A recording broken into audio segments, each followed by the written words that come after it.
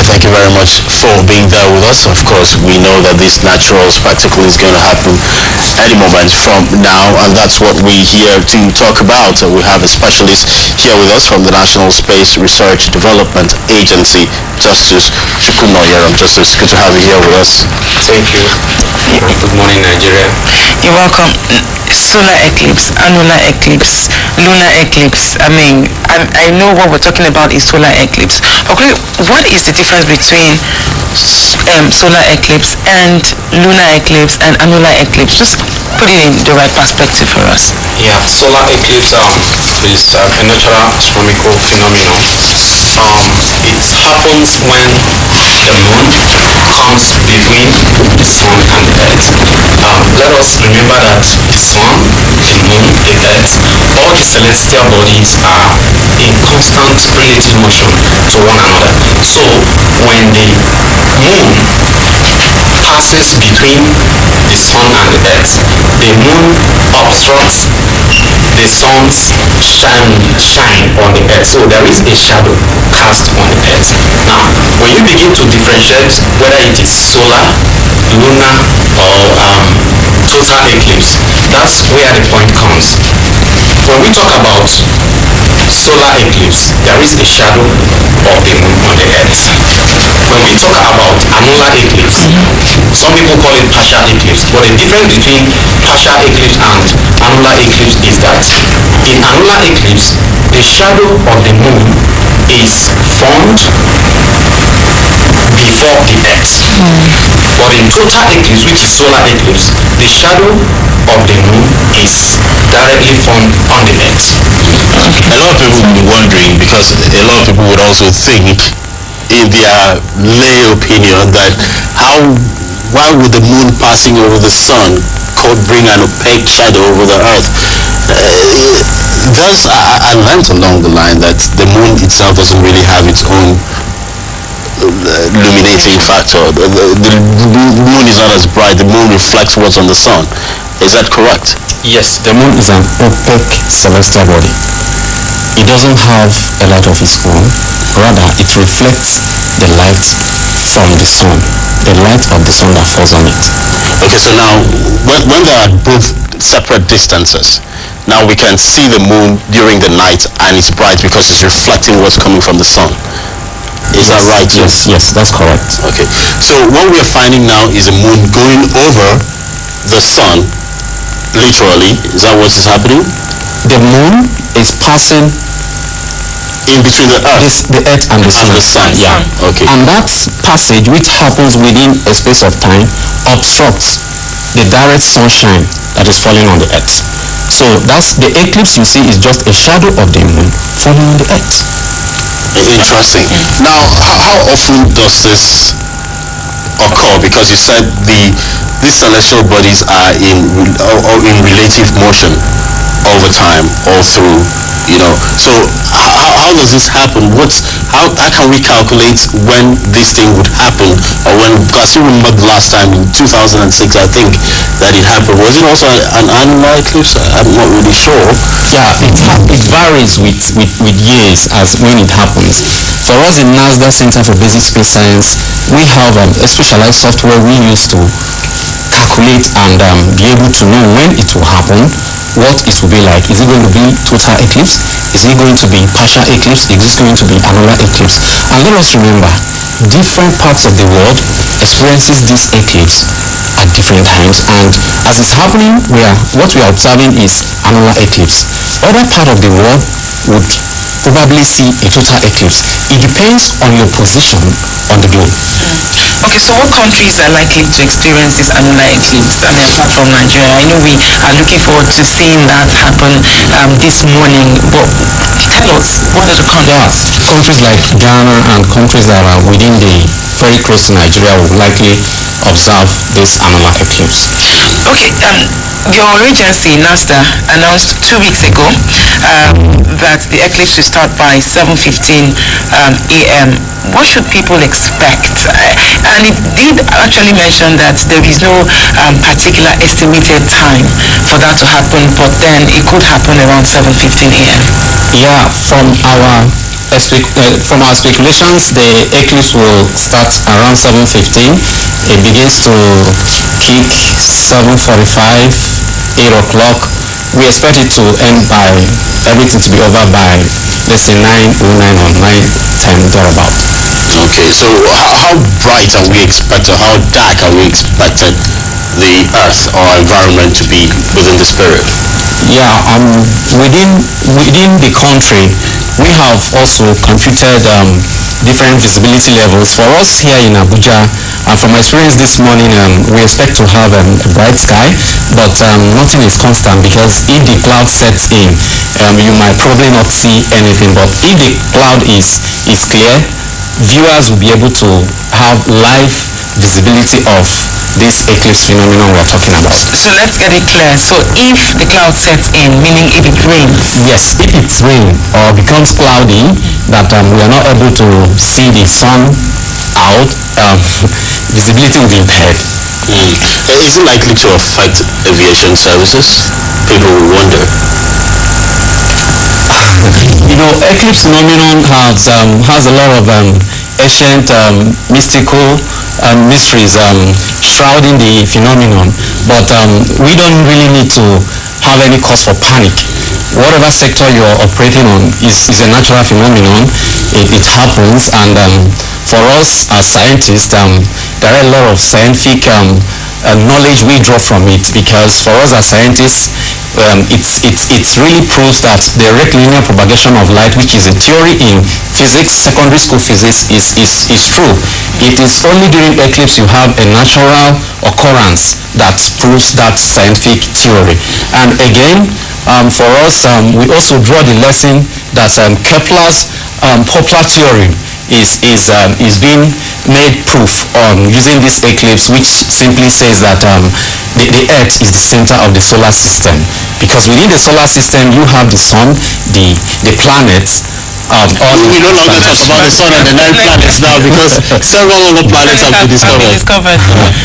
Let's not go into that. Let's focus more on the eclipse. And again, let us remember, it is during eclipse that we have this corona effect, which is a small window period during eclipse. It is a small window period that gives you ability to have further studies and research on the corona. We are talking about clean energy coming from the sun. This eclipse period is a time scientists and researchers have very small window period to have further studies on the corona. All right. Yeah, go ahead. Okay, so your agency advised Nigerians not to look at the eclipse with their naked eyes, because it is likely to cause blindness. Can you just eliminate some of what that means? Yeah, it is advisable. Never you view or look at the sun with a telescope, because that will cause total blindness. Now, for this eclipse exercise, NASDA has provided specialized solar filters.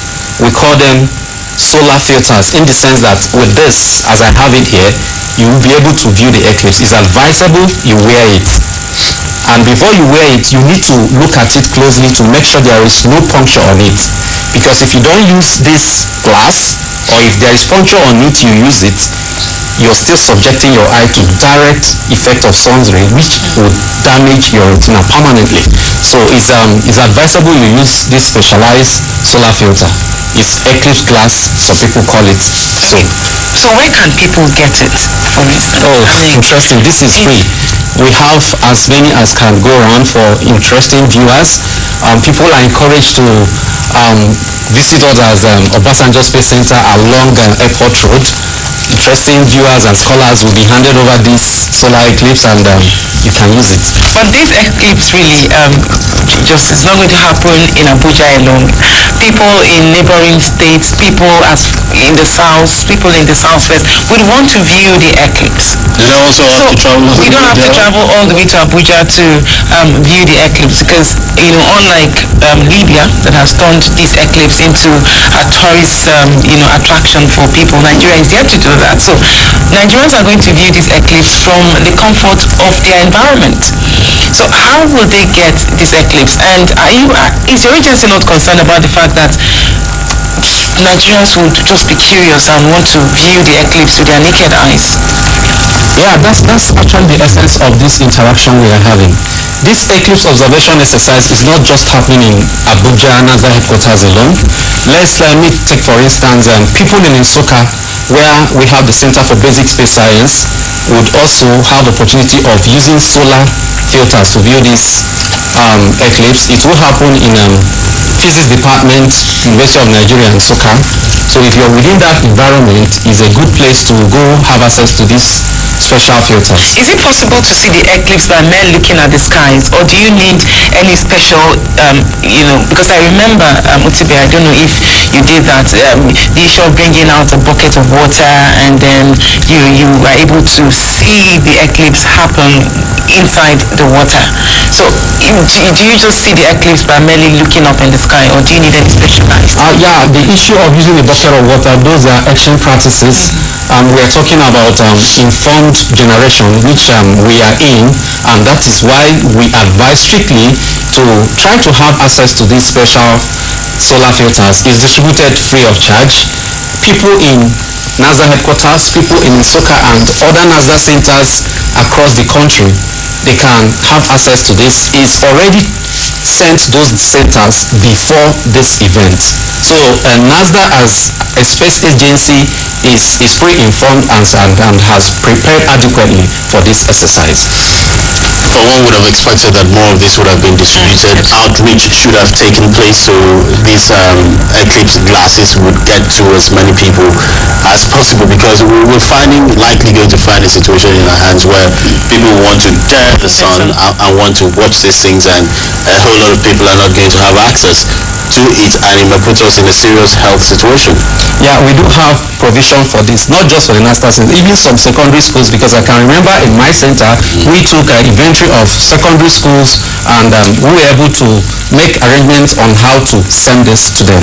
So it's a widespread knowledge that it's not advisable. Don't even try it. You didn't answer my question, the one I asked, that is it possible to view the eclipse by merely just looking at the skies?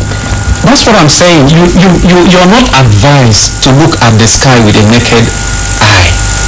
So during the period of the eclipse, even if it's not eclipse period, it's not advisable to look at the sky when the sun is out, because the rays of the sun will have direct penetration into your eye and it will cause irreparable.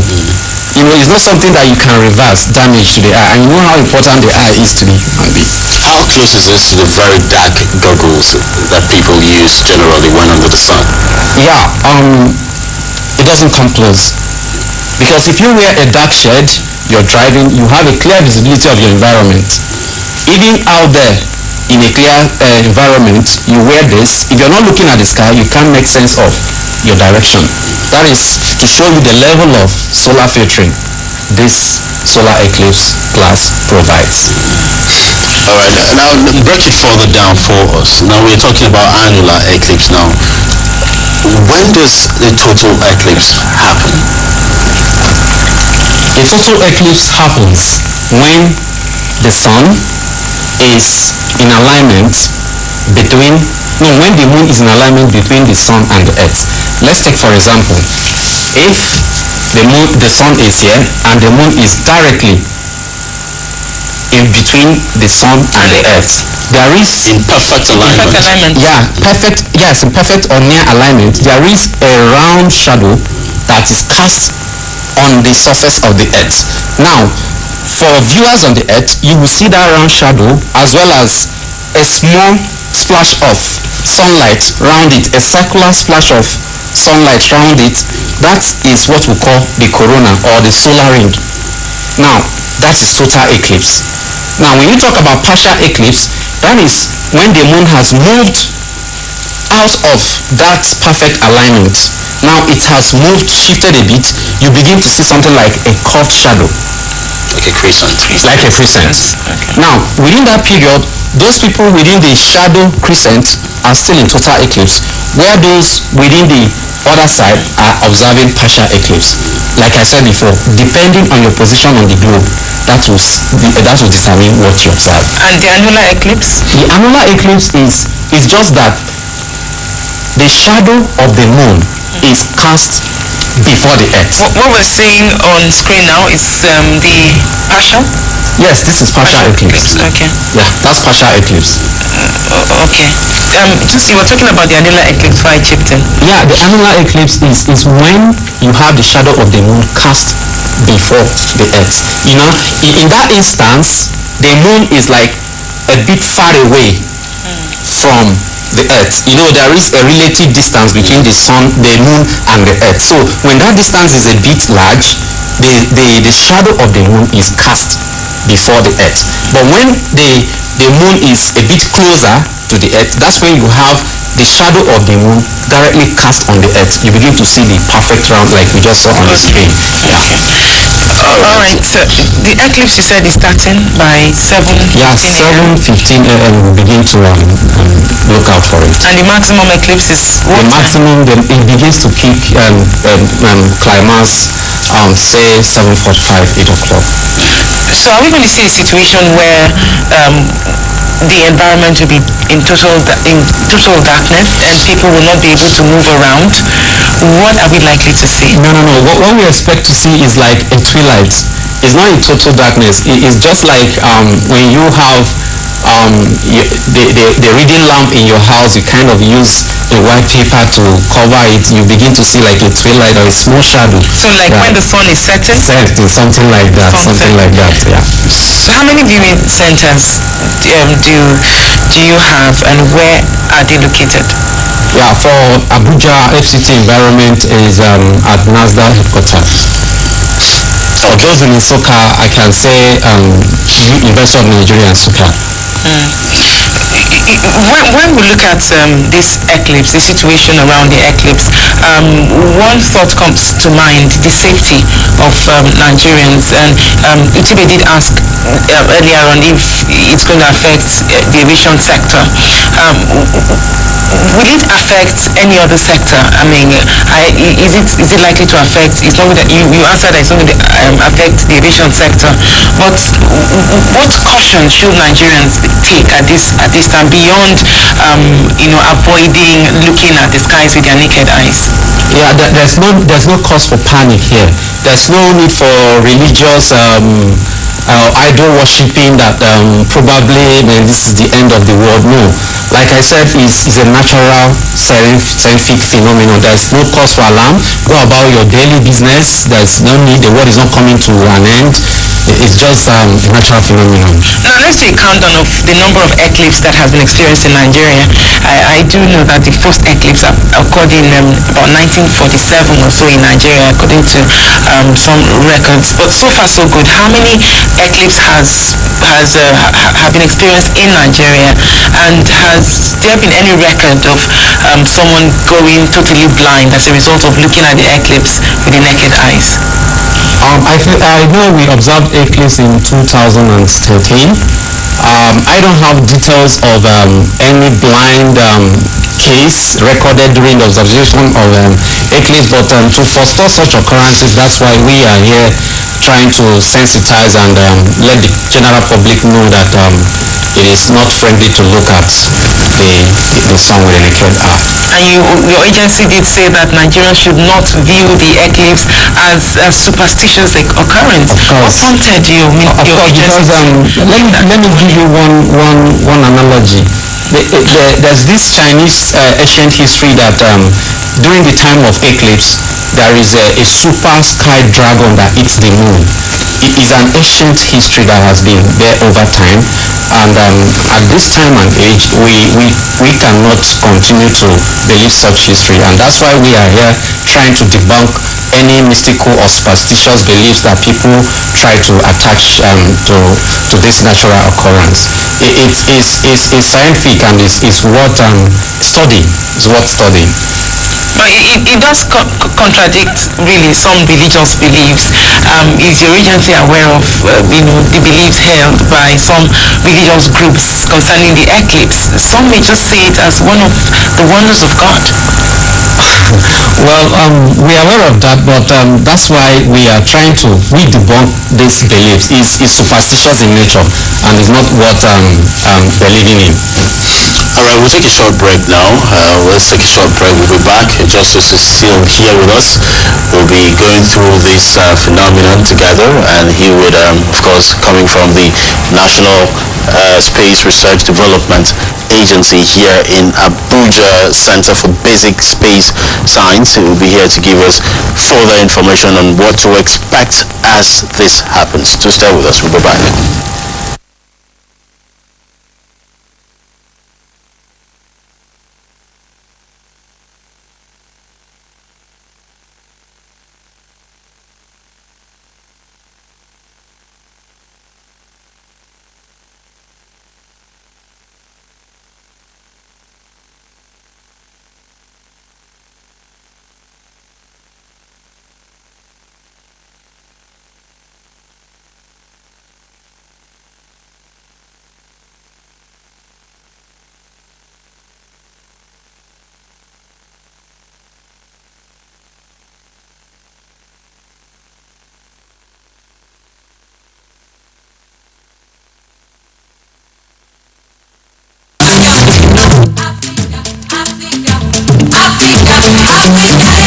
Show a people as one thing, as only one thing, over and over again, and that is what they become.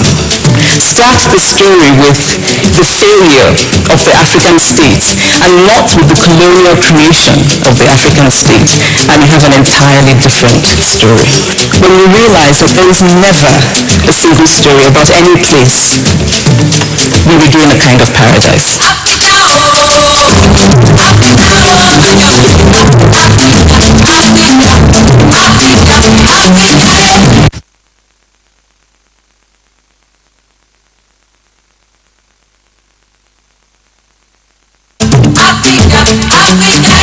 Show a people as one thing, as only one thing, over and over again, and that is what they become.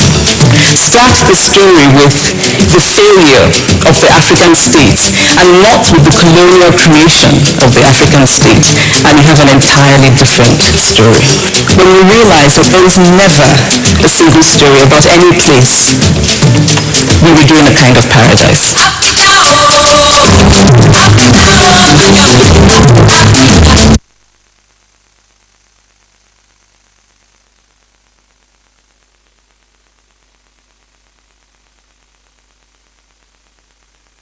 Economy, address unemployment, and bring the value of the Nigerian currency to 145 naira to the dollar. It also promised to reduce corruption. But some lawmakers told AIT in Abuja that the country's economic conditions are worsening and require a quick fix beyond mere pronouncement. President just have to make a deliberate effort to convene these Nigerians that are competent and experts in managing this kind of situation to take us out of this crisis that we have found ourselves. What I have seen on ground right here does not suggest to me that it's going to get better. As much as they acknowledge the fall in the price of crude oil, Nigeria's major foreign exchange earner, they expressed concerns that the free fall of the naira against other international currencies portends dangers for the welfare of Nigerians and the security of the nation. The value of the naira continue to nosedive and also affect our foreign reserve. Our foreign reserve will ultimately dwindle, thereby affecting the value of the naira. Certain sweeping powers that can become a blank check to do whatever and whenever anybody wants to do it. You must recall, and it is important to sound this note, that we are in a democratic dispensation. And if we're in a democratic dispensation, we must make sure that democratic processes and procedures are followed. The lawmakers said the emergency powers being demanded by the president to address the nation's economic problems reflects the failings of his economic team. Of course, even if our resources will come back, we can work till late in the night. We'll pass it for him, but to say that the president wants to ask a loan, I don't know.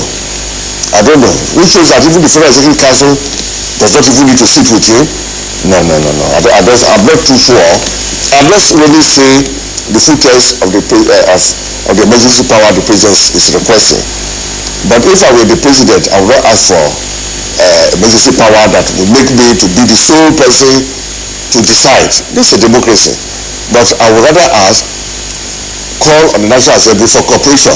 They said no extra powers are required in a democracy to address simple economic challenges if the APC government addresses itself sincerely to the issues before it. Amaka Okoro.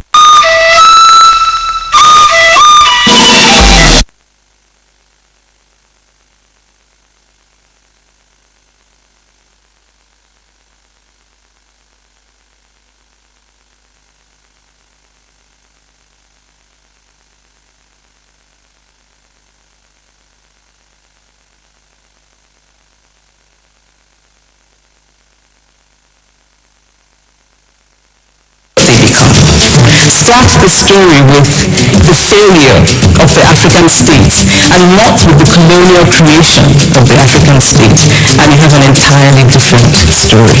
When we realize that there is never a single story about any place, we begin a kind of paradise.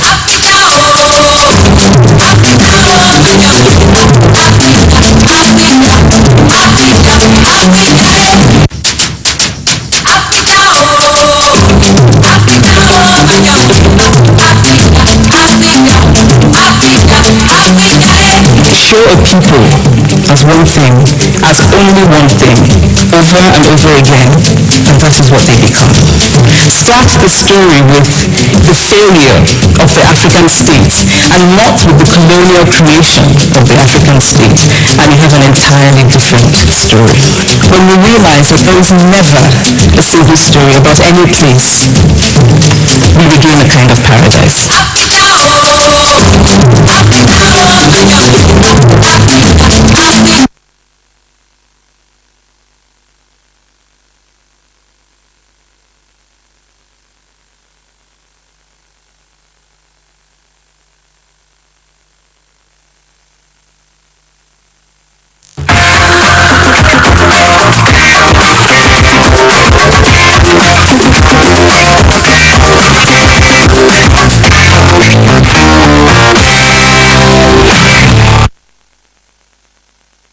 Thank you very much for still being there with us. It's time now for us to look at the papers, and let's start off with the Authority newspaper.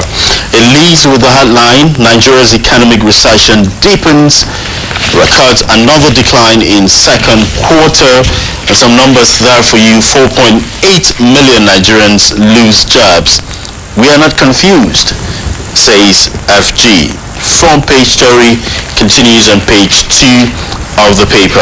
At the bottom, second term bid, we were coerced to endorse Obiano, Anambra monarchs. Also a front page story there. You read more on page 2 of the paper. Now let's go above the masthead of the Authority.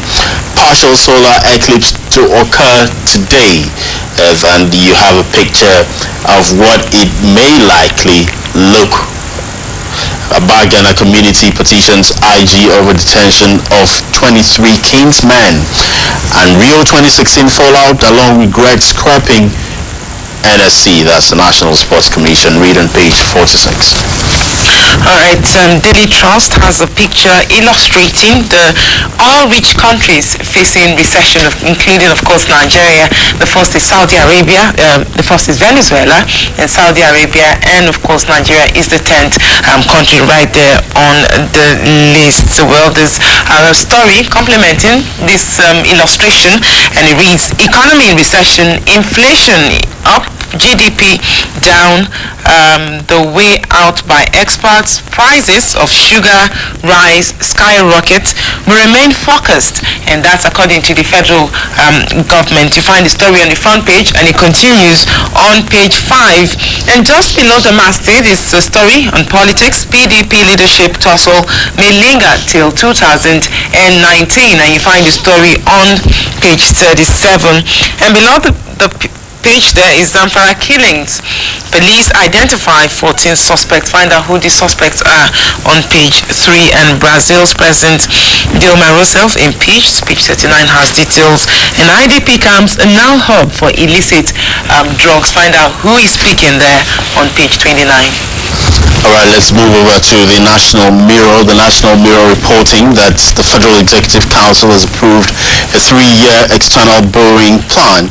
And Minister for Finance, Kemi Adeosun, says it's worst possible time for the country. It's a front-page story there, and it continues on page 2 of the National Mirror. The lead headline still has to do with the economy. Says Nigeria's recession worsens as GDP nosedives to minus 2.06%.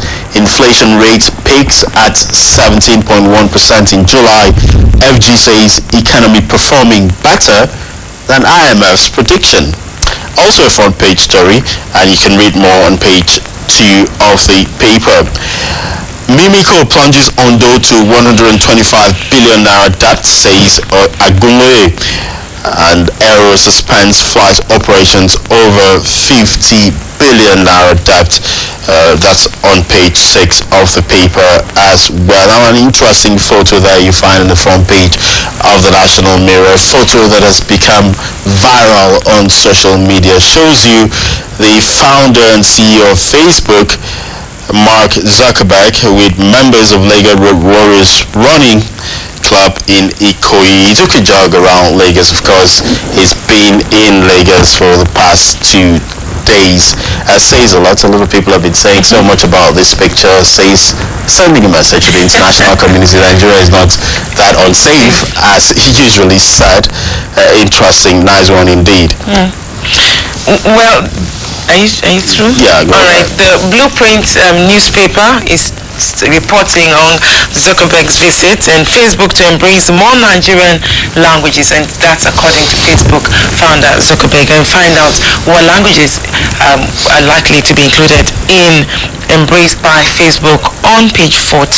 But the major headline on the front page of Blueprint newspaper is governors want us dead, and that's according to pensioners' presidency yet to act. You find details of this story on page 6. And there a picture story showing the Yobe State Governor Malam Ibrahim Gaidam in a chat with the Controller General, Nigeria Customs Service, Colonel Hamid Ali.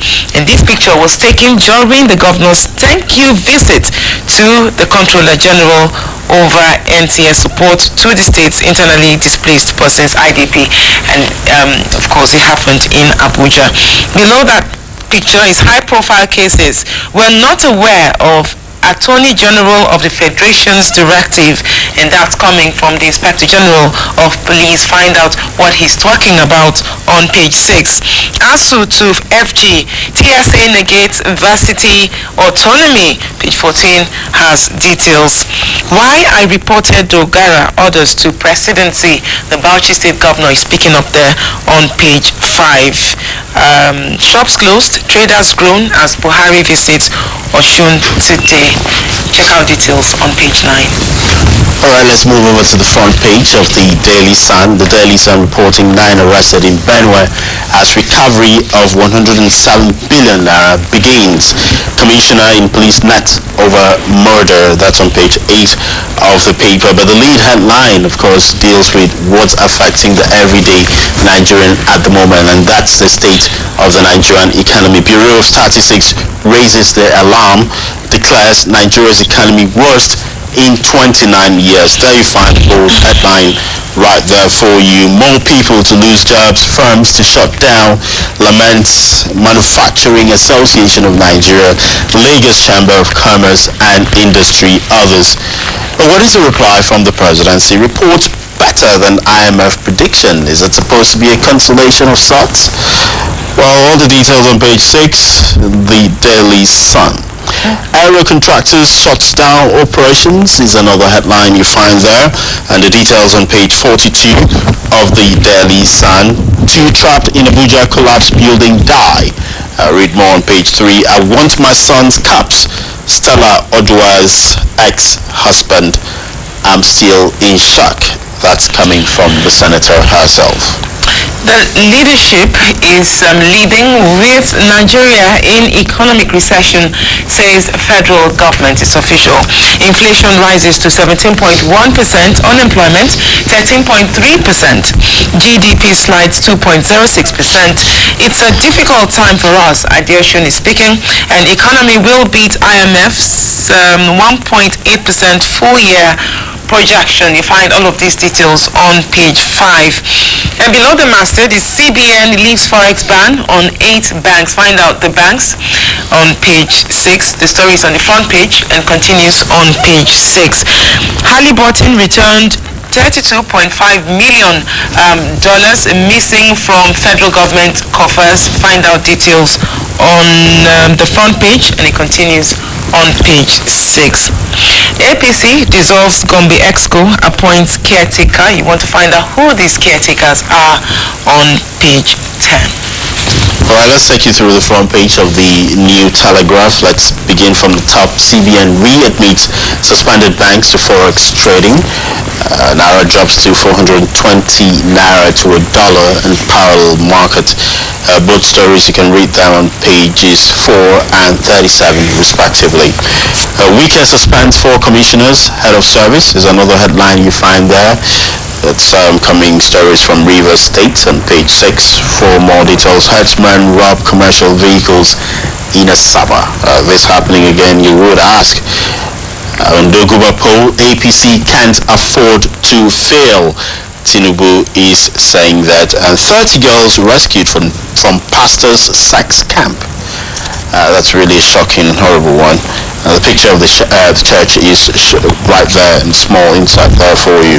Read more on the story on page 8 of the paper. But the lead headline, well, quite scary there. It's official. Nigeria's economy in recession. The New Telegraph brings you the numbers as well. 79.9 million Nigerians jobless. 600 pilots roam the streets. 1,200 workers lose jobs as aero contractors halt operations.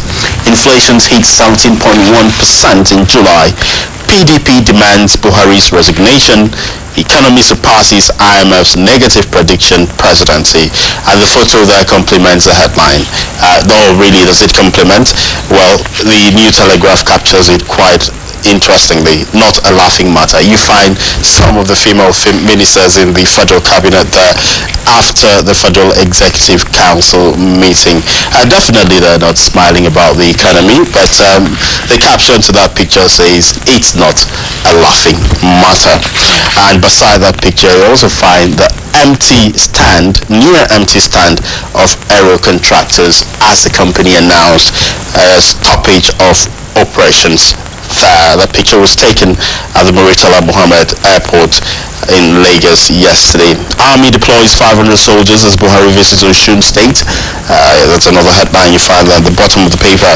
Court orders arrest of First Bank officials for forgery. Read more on page 10 of the New Telegraph. When you compare what the headline on the front page of the Nigerian Pilot is still staying on the official declaration that Nigeria is in recession. Nigeria in worst economic recession ever, and that's according to the Nigerian Bureau for Statistics. And food prices, inflation at 11-year high. 4.58 million Nigerians become jobless in first and second quarter of 2016. And yes, guess who is chatting on the sidelines of the Federal Executive Council? Minister of State for Petroleum Ibeka Chukwu discussing with the Minister of Solid Minerals Development Kayode Fayemi. There you have it in that picture. Below the picture story is Inspector General of Police bans deployment of mobile police to individuals. Find out why on page 5. Eclipse in Abuja, Lagos. Others today, police, NASDA are saying don't panic. Find out details on page 7. And again, military raids Delta communities, arrest 9 suspected militants. You find details on page 6. And just below the masthead is poor remuneration, mass exodus of officers may hit customs. That is on page 4. Buhari to NAS, Pass NNPC, FIRS, 36 other agencies' budgets to aid economic recovery. Details you find on page 4. All right, let's take some sports headlines now. The Sporting Sun is the paper we have next here for you. Ihanacho sacks Boni Nazir. Of course, last night the transfer deadline ended at 12 midnight, and some key signings, late signings as well, and a whole lot of drama associated with that. You see graphic details of some of the transfers, mainly in top European club sides. Turkish club captures Umeruo. Let's find some stories, headlines with Nigerian flavor there. And Team Nigeria off to Brazil, talking about the Rio 2016 Paralympics kicking off. And what else? David Luiz returns to Chelsea. That was a surprise for most people. That was one of the late signings that happened yesterday. Eaglet for Dubai tourney. Raw sweat on Ihanacho Ikeme arrives today, of course, ahead of the Nigeria versus Tanzania Nations Cup qualifier. Whatever that game is, some persons are saying we're playing for pride. It's a Pyrrhic victory if we happen to win that game, because it really would not matter. Nigeria is already out of qualification as far as the tournament is concerned. Isaac Success rejects Galatasaray, and so much about the kind of negative publicity that the world's fastest man has been gathering for some time now. Usain Bolt, secret lover, exposes Usain Bolt. I read more on the back page of the paper. Some interesting headlines here. Yes, and there's Mark Zing here. Exclusive sub news. Audit House. Race for top job hot up. Why experts favor existing directors. Plots to manipulate selection process exposed. Details of petition that sends Ukura packing, and the Pension Transition Arrangement Directorate is making life better for pensioners. And just above that page, you see how Bank of Industry mismanaged 100 billion naira textile intervention fund. You remember the intervention fund released in, I think it's 2013. Find out what that story is all about. Pick up a copy of the exclusive sub news magazine to find details. All right, let's move over to Lagos now. More newspaper review. We'll be back in Abuja, and we'll still be taking a look at the sun, the eclipse. To stay with us, Femi Ojo, over to you.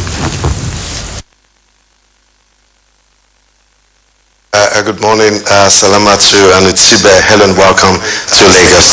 Well, as expected, we have the story on the economic status in Nigeria dominating headlines in all the papers I have here this morning. We'll be starting with The Guardian. It is leading with a story, why recession may persist. It is writing with what government should do by experts. OK's 2016-2018 external borrowing plan. And just by the side of this story is a picture story of the Facebook boss Mark Zuckerberg enjoying his stay in Lagos, Nigeria, as we see him jogging on the Ikoyi Bridge, Lagos yesterday. And it says, mobile apps will dominate future. Below the picture story, these headlines. Dangers of watching today's solar eclipse with naked eyes. With the riders, NASDA, UNN set up viewing centers. Lagos to witness 80% darkness, Abuja 60%. Away from The Guardian, we go to the Vanguard newspaper. It is leading with a banner headline, Economic Recession Worse Than Expected. With the riders, GDP declines more than expected. Inflation rises further. Capital importation declines. Unemployment rate rises. Presidency assures a brighter future. And Naira crumbles to 423 per dollar. These are coming from the National Bureau of Statistics. Below is a picture story showing Governor Samuel Ortom of Benue State and others with 6 children who were rescued from kidnappers at the Benue People's House in Makurdi yesterday. And by the side of the picture story is this headline, Bauchi bailout funds, Dogara lied against me. That's coming from Governor Abubakar, page 9 of the Vanguard. And further down the picture story are these headlines. FG okays more external borrowings to turn economy around, page 14. And there is a sad story for the women folk. It says the Brazil president Dilma Rousseff impeached, page 43 of the Vanguard.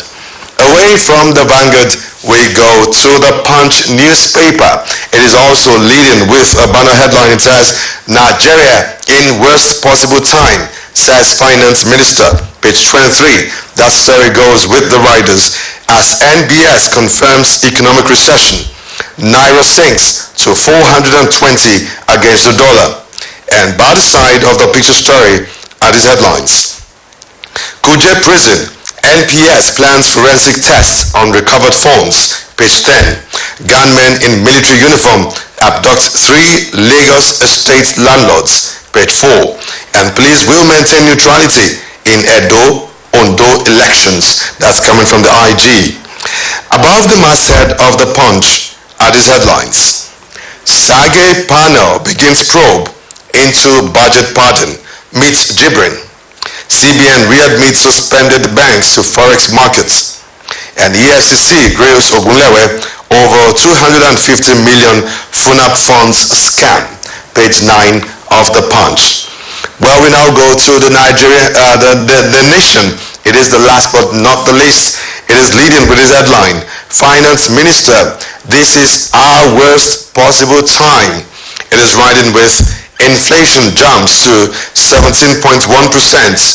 GDP declines by 2.06. And federal government optimistic are better days ahead. And further down the picture story are these headlines. Let's close ranks for victory in Ondo election, says Tinubu with the rider. As a party, we must put aside our minor differences, page 6 of the Nation. And above the masthead of the Nation are these headlines. Halliburton, EFCC traces 13.5 billion to private accounts, page 6. And Fulani leader, Ekiti grazing law will create confusion, page 40. And FEC, that's OK's 3.23 billion projects for Unilag UI. Well, with that story from the Nation newspaper, we wrap up newspaper review on Kakaaki, the African Voice, this first day of September 2016. And I'll take you back to Utibe and Salamatu for more on Kakaaki, the African Voice. Utibe and Salamatu, I believe you're also bracing up to watch or view the eclipse just like we are over here in Lagos.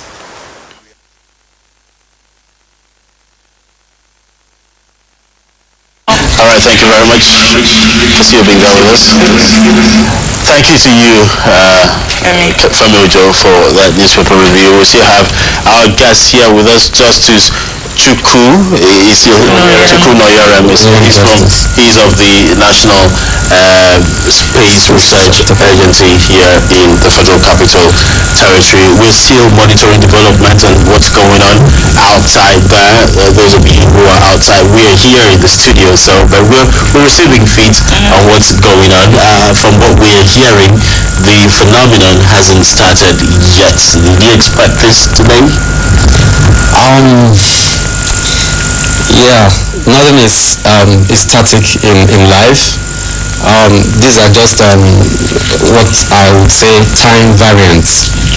But as long as we have a clear day sky and the sun is out, it will happen. So it's supposed to happen between 7:15 and 9? Yeah, that's our prediction. Yeah, it will start to peak, then climax, then begin to subdue. So between now and 7:45 we should be seeing it if we have a clear sky. So that is from your regency? Yeah, that's the NASA headquarters there with teaming scholars and general public, all in expectant to have a natural view of this astronomical phenomenon. What's the mood like among scholars now? I mean, science scholars and those academicians there at the agency. What's the mood like? What kind of energy is flowing around them within them at this moment, expecting this spectacle? The mood is fantastic. Let me give you one point to buttress this point. Way back in my secondary school, in the 80s, when we are told that light travels in a straight line, you begin to say, use your torch, flashlight. But at a point in our SSC, it was a weird question. Name one natural phenomenon to prove that light travels in a straight line. And it is what? Eclipse. And today, that same phenomenon, you are alive to view it. The feeling is so cool. You can't imagine people. You can see the public, they are out there, they want to see. People have other things to do today, but within this wee time of the morning, they want to catch a glimpse of that. And again, you have given the general public this reassurance, there is nothing to panic about. So they are sure of their safety, they are sure that the world is not coming to an end today. Let's just go have a view of the eclipse. Is it possible to have because I'm looking at those people waiting right there in front of your agency, curious to see what the eclipse would look like, and probably take a memory home, probably take a picture of the eclipse. Is that going to be possible? Yes. Aside from using the solar scopes we have provided, we also came with one of our equipment which we call solar scope. Solar scope is primarily to project the eclipse you're supposed to see above, project it on a device, a solar scope, which you can actually look at with your naked eye. So the whole image you are trying to look at up, we will be projecting it on a solar scope, and it is expected that it's transmitted live. So if you're not opportune to go to NASDAQ Center for Basic Space Science or the NASDAQ headquarters, you can actually see the eclipse, you can actually see it streamed live using that solar scope device we brought. It's just like, it's made of paper. Okay. And when we set it up, you'll be able to come close to look at it, and the media can as well zoom their camera there to transmit the live viewing. Interesting. We're living in a time of smartphones and social media, and when anything spectacular happens, people want to be part of that history. And I would expect a lot of people who want to take selfies and take pictures. And what danger still lies in doing that? Absolutely no danger. It is a phenomenon that you are assured to enjoy. Now, so apart from the viewing experience, which we expect it to be natural, we also have a locally made demonstration model. We source locally made materials and use it to build a demonstration model that this same experience you want to view up there in the sky, peradventure we don't have a good sky, we can actually have that experience created indoors, whereby scholars, students can gather around and view the same eclipse in a demonstration model inside. Now, tell us a bit about the corona again, and how you try to link it with renewable energy, and how it can actually be utilized for that purpose.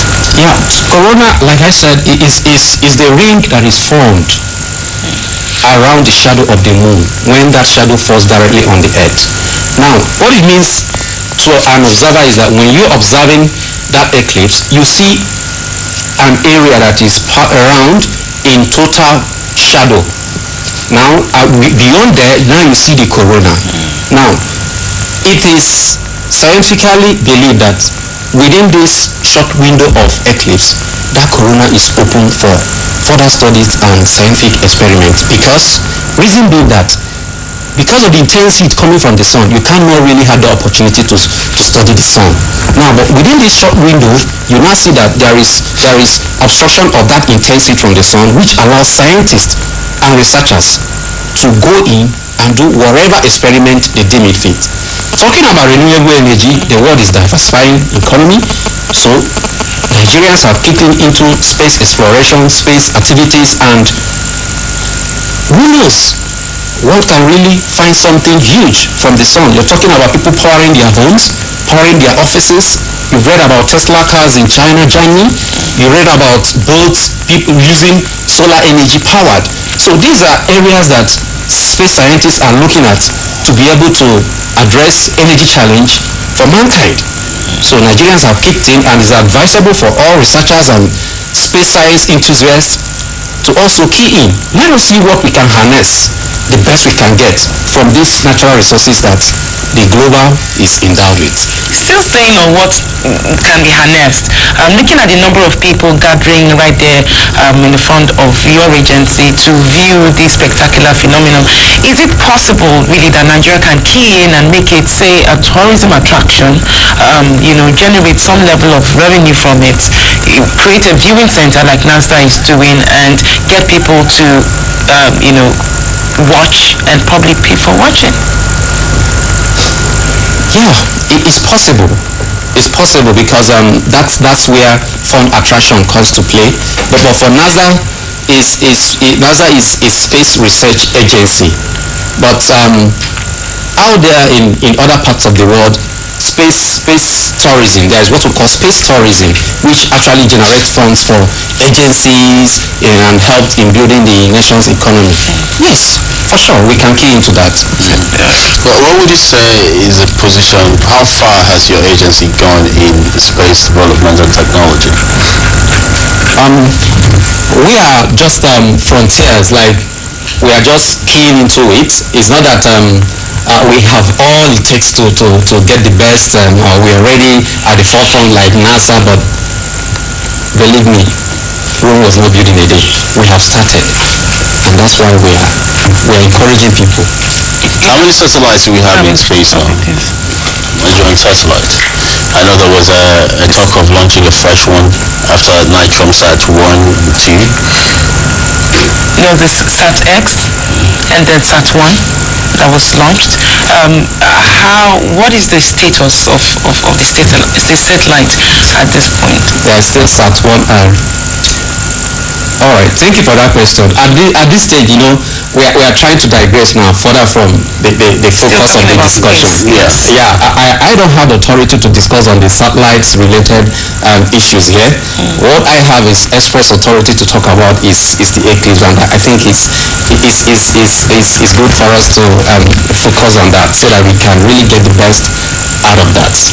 It would also have been good for us to know what the agency is doing, because it's a frontline agency as well. We don't have all the opportunity to talk to officials from the Space Research and Development Agency, but okay, Justice wants to stay within the confines of the mandate given to him. Thank you very much. We don't want to put Justice in trouble.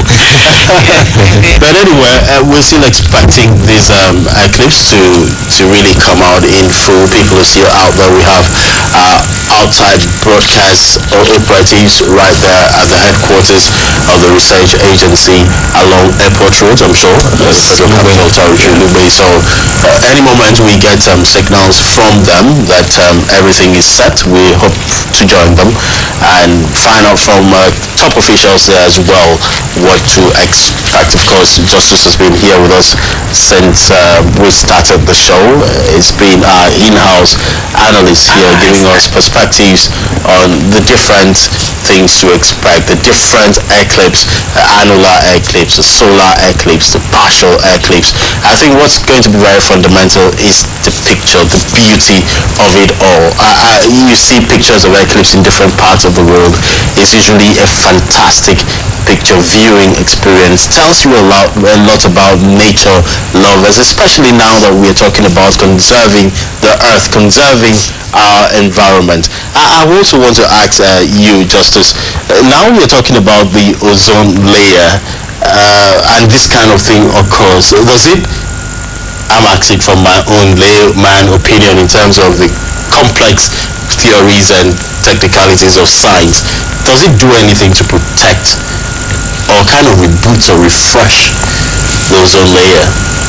Eclipse has no relationship with the ozone layer. Ozone layer is entirely a different field. When you talk about ozone layer, you're talking about the layer that tries to shield the earth from the direct heat of the sun. Yeah, so the eclipse here, we don't have any direct relationship here. What we are talking about is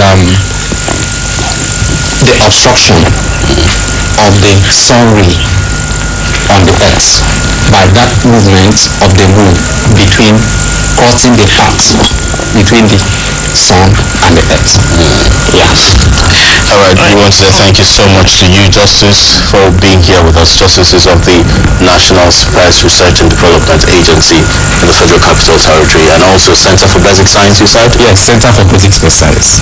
Thank you so much for being here. Thank you. Thank you. Yeah. We told you earlier that we will be joining our crew to bring to you the live viewing of the eclipse. And yes, we're told that you're ready now, and we move now to join our colleagues who are there at the National Space Research Development Agency, NASDA. How is that beautiful, wonderful picture taken? Well, I want to also tell us that most times these beautiful pictures are taken during an eclipse. During an eclipse is a beautiful time where most scientific research about the sun are done. I want to also tell us, those cameramen around, if you point your camera directly to the sun, you discover that the lens of your camera will be damaged immediately, telling us the energy is so powerful enough to damage both the lens of your camera, how much more to the human eye. And that's why we are telling our children and parents and visitors that you use the specialized solar filters that have been provided by NASDA.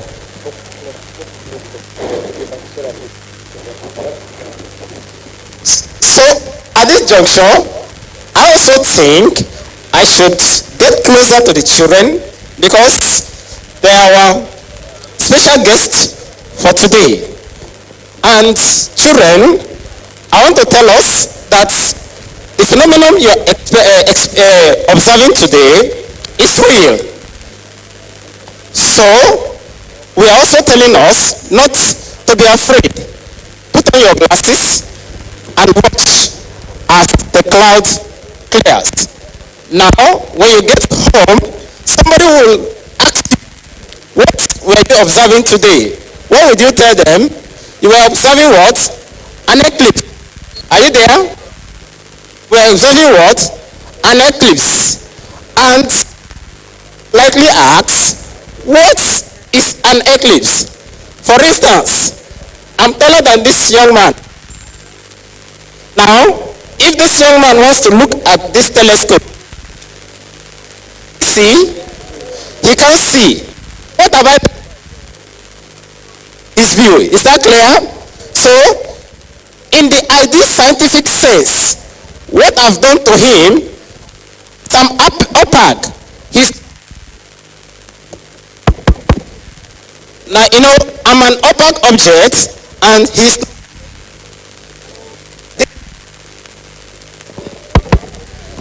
the moon is an opaque object, such that see-through.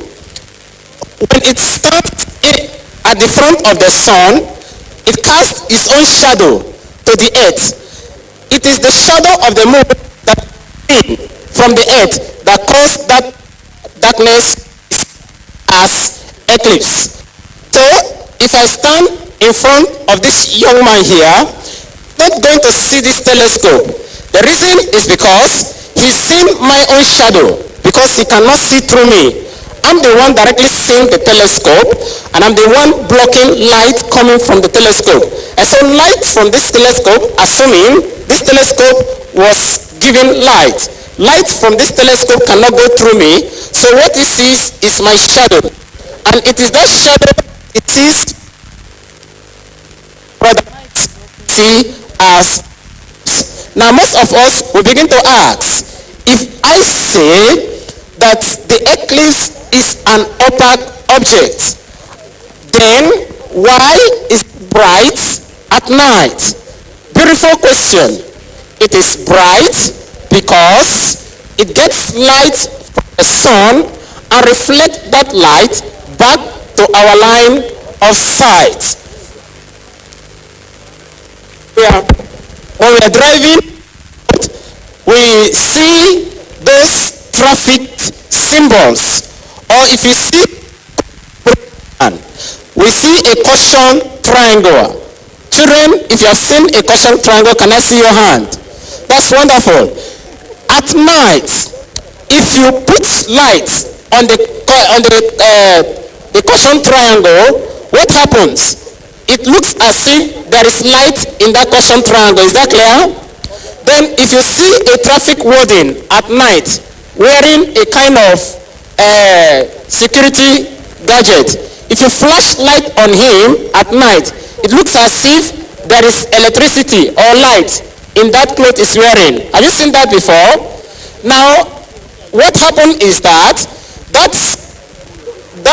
cloth or caution triangle is built based on the principle observable from the moon. The moon actually does not have its own light.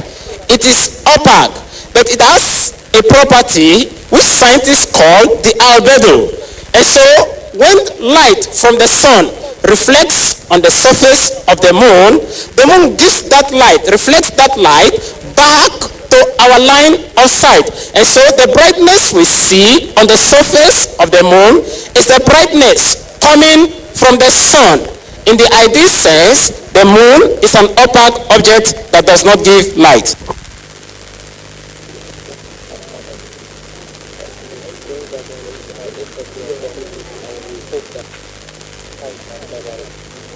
Ladies and gentlemen, permit me to also remind you that the eclipse has started already. It started around 7:15 a.m. this morning, and it's going to be at its peak by around 8:20 to 8:30. That's when we are expecting to experience the maximum eclipse. Now, if you look at the sky, it will look as if it's about to rain. That's not true. What's happening is, I've told us that we are expecting the maximum eclipse by 8:20 to 8, within 8:15 to 8:20. And so, as we are gradually approaching the time, we discover that the entire disk of the sun, the partial disk of the sun, is being covered. That is why we are experiencing the partial darkness we are seeing. In case of a total eclipse, it would have been completely obscured, and then it will look as if it is evening from our line of sight here in Obasanjo Space Center. And many people will begin to think, I was listening to some radio commentary yesterday, somebody said that the eclipse is caused population of people in Nigeria, and possibly God is angry with us. And a lot of people have their own concepts about the eclipse. People say many things. In my village, people can tell you that the gods are angry. And in several places, even in your village, you can tell us what your people say about an eclipse. Because there is a lot of belief about the moon. When we look at the moon from the surface of the earth, somebody will say, I saw an old woman breaking firewood. Somebody says, I saw the mother of God. Another person says, I saw a woman doing house. But then those are ancient beliefs. Scientifically, it has no astrology belief attached to it, and so it's purely a scientific phenomenon. Those that are Christians, that are Christian fanatics, they will be panicked and say, oh, rapture wants to take place and this is the end of the world. Maybe you're here, it's not rapture, and maybe you're here, God is not angry with Nigeria. Nigeria is blessed. And so it's purely a scientific phenomenon. That is why we want you to be patient and happy as we view happily. Cases like this have occurred severally in Nigeria. In 2013, we were all gathered like this together to observe this same eclipse. It was a wonderful time because there was no cloud cover, and we observed the eclipse very wonderfully well. Today, the same thing is happening. Like you see, it looks as if it's going to rain. When you look directly in the sky, you discover that the radiation from the sun is dying down. By 9:41, you discover that it will fade off and the brightness of the sun we start all over again. So as we're still talking, if our children have any question, we'll be very happy to entertain their questions. If you look at the weather now, you can see that the moon is blocking the sun. Of course, that blockage is reducing the temperature on the earth. We are feeling a little bit cool. It's not because of rain, but because the temperature is reducing. The temperature will increase again after the eclipse. So this is one of the signs of eclipse. In most developed countries, if this kind of thing is happening, you will find scientists with their gadgets trying to measure one thing or the other to make sure that they have their data.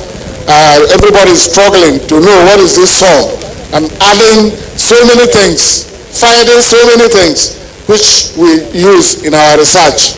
Thank you. Thank you, sir. Now, most of our children that are here, we are motivating you to become scientists so that you can talk science and move our great country forward.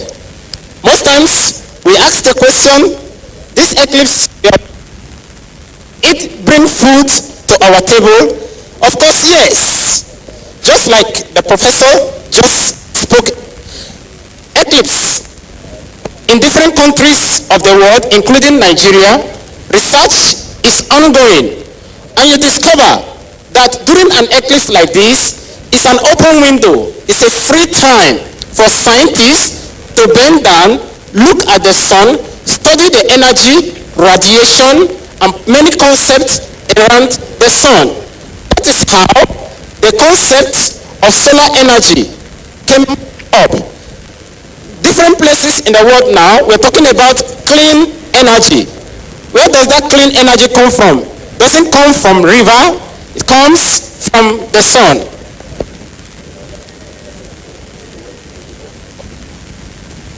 So, at this juncture, ladies and gentlemen, children, permit me to invite the Chief Executive Director General of the National Space Research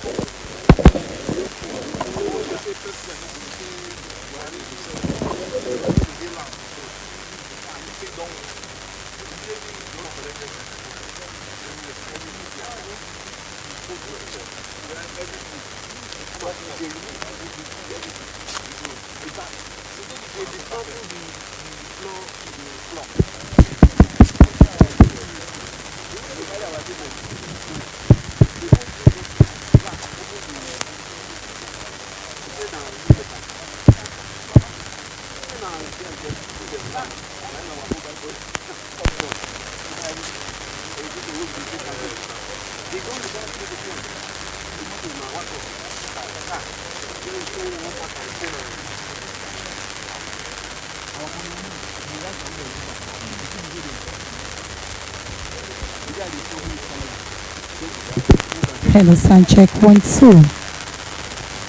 Test to the mic 1 2.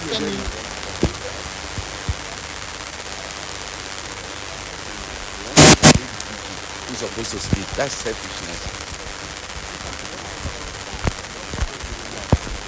Eh?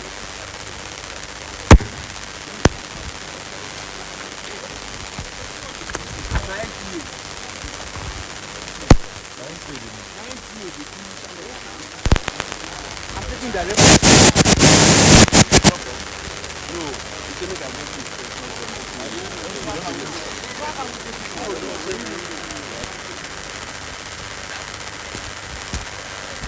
but you need to allow this.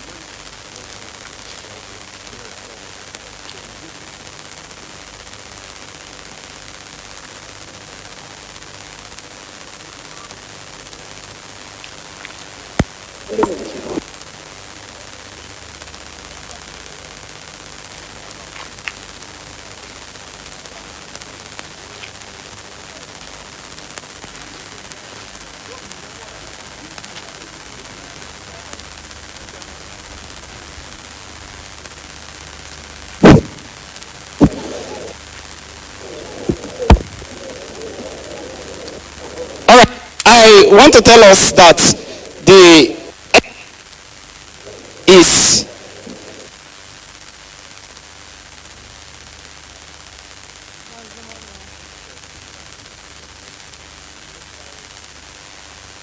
I want to tell us that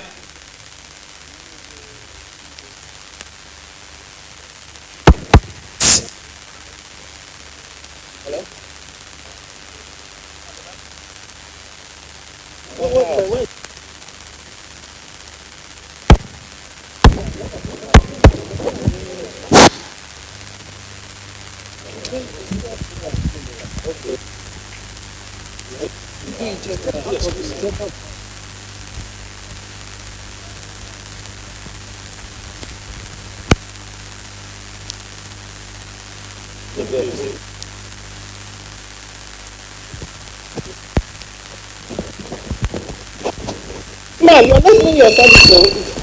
I think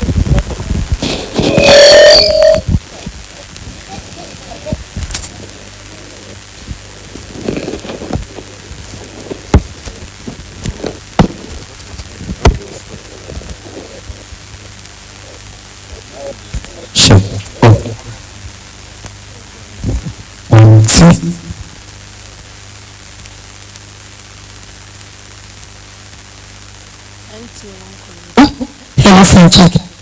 Excuse me. Hello, sir. This one is live behind.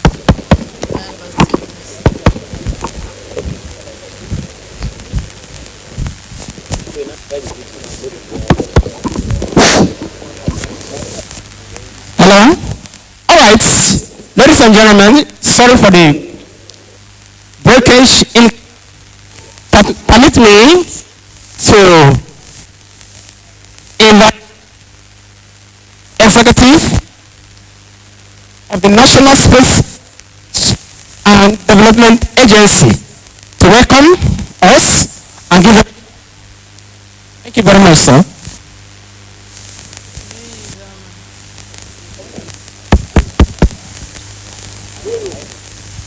The chairperson, the House Committee on Science and Technology, distinguished ladies and gentlemen, children from schools all over the Federation, ladies and gentlemen, once again, we welcome you to this session of annular eclipse. You may recall that in 2013, we were here for a similar event, and we are happy that this is also happening this time.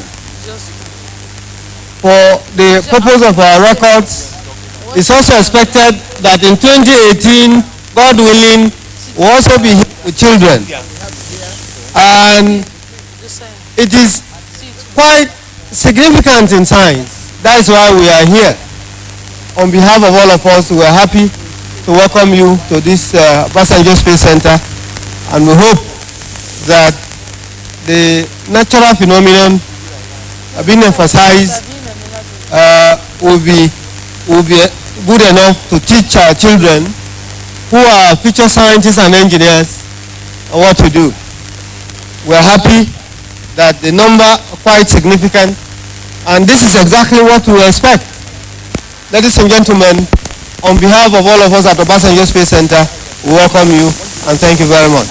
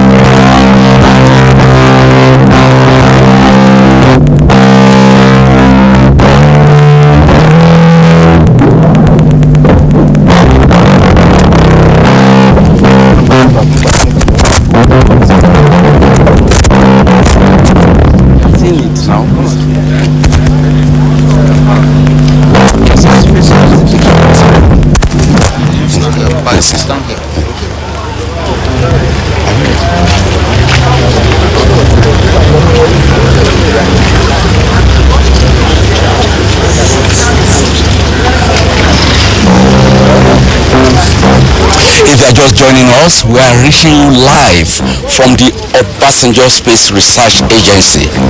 And while we are here, we gathered here, people from scientists are here at the center to witness the natural phenomenon called eclipse. And I'm being joined by one of the scientists now. Can we meet you first? Yes, I'm Professor Efi Opara, the Director Center for Basic Space Science at Nsukka. It's a NASDA Center of Excellence.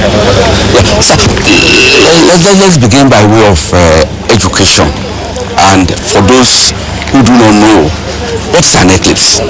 An eclipse is a natural phenomenon that the earth, the moon and the sun are in alignment, and the moon is blocking the sun from reaching the earth. And then there are the various types, but the one we're observing today is a partial solar eclipse, which is annular. Of course, there's a slight difference between the annular eclipse and the partial solar eclipse, depending on where the shadow is cast. You can see we're here in Obasanjo Space Center as NASDA, National Space Research and Development Agency. You've been hearing my Director General, Professor S.O. Mohammed, talking for some time now. And we can see the cloud cover. Otherwise, you will have seen where the moon is blocking the sun, and you only receive partial sunlight. You can see the weather is cooling as if it's raining, but it's not raining. It's not rain. The weather is supposed to be clear from prediction of rain. In 2006, six first. Let's begin from 2006 when there was total eclipse, and then in 2013 we have also partial, and then we are now experiencing annular solar eclipse. Can you explain to us the differences between the three? There's the difference between annular eclipse and the partial solar eclipse. The annular eclipse casts its shadow before the earth. The shadow of the moon is cast before the earth, so you can't see it on the earth. But so partial solar eclipse, you see the shadow cast on earth, and we have a solar scope here. We'll have picked the pictures. But why are you not seeing that? Is because the shadow is cast between the moon and the earth, so it's not fully on the surface of the earth. So that's annular eclipse. Let me ask you, sir, as for somebody involved in research, in scientific findings, what has been the gain for us as a nation through our scientists since 2006 when there was total eclipse? How have we utilized this opportunity of witnessing this natural phenomenon? NASDA, National Space Research and Development Agency, have been involved, just like other countries of the world. We've been involved in this research. We have data of different types of eclipse. We have data of how the partial ones, how much of the sun have been realized. You get the point? And then what is the shadow?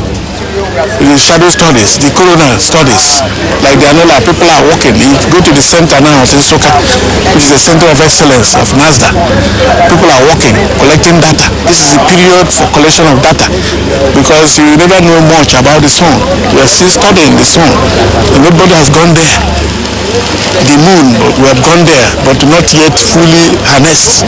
So these are the periods we use to study these things and document them. Scientists, if you go to Indonesia now, there's a total eclipse. The whole place is dark in the afternoon, and people are going from different countries to visit. Tourism is encouraged.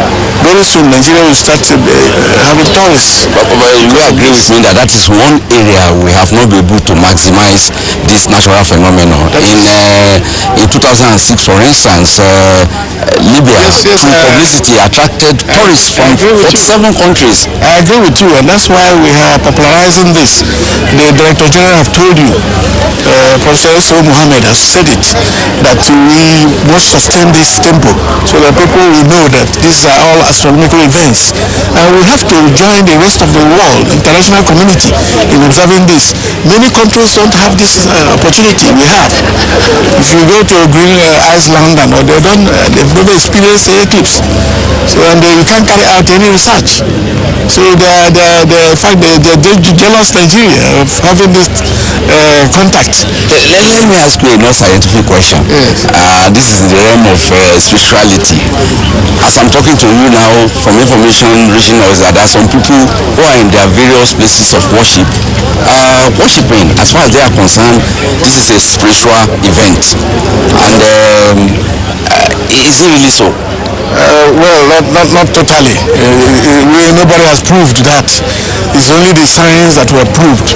Why are we proving this? One is that because of this eclipse, we now know that confirmed that Kepler's theory that states that the sun is the center of the universe is confirmed, because the earth is moving, the moon is moving, and they are passing around the sun. That's what we call revolution. They revolve around the sun, while the moon rotates around the earth, and both the earth and the moon revolve around the sun. So these are truths.